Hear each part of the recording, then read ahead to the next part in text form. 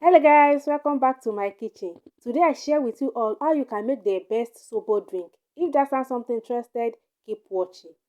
In a pot of hot water, I'll go ahead and add some Zobo leaf. I wash the leaf off camera and I add some mint leaf as well. I added some slice of orange and I'll go ahead and mix everything together until they are well combined.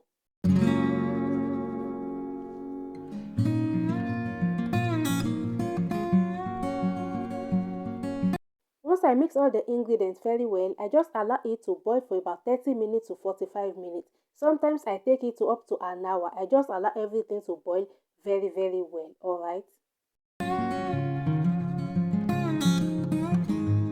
This exactly 55 minutes later, let's just say 1 hour, alright? I turn off the heat because everything is looking so good and I know it is cooked already, alright?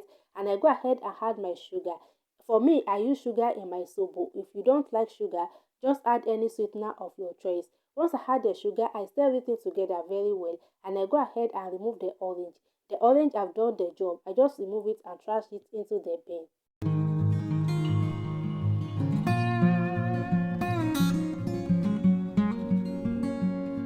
I went ahead and covered the pot and allowed the Zobo to cool overnight, and this is the second day. I have some fresh ginger which I already washed and cut into small pieces. I'm going to go ahead and transfer it into the blender. Add some water to it and blend it until it's completely smooth. I will strain out the juice out of the ginger and I'll go ahead and set it aside, alright?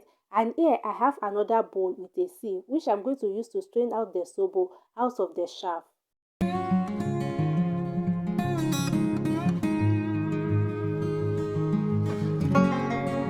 At this stage, I went ahead and add the ginger juice and I give everything a quick stir. Once I stir it together very well, I transfer it into my jar and I go ahead and store it in the fridge. And that is it, guys.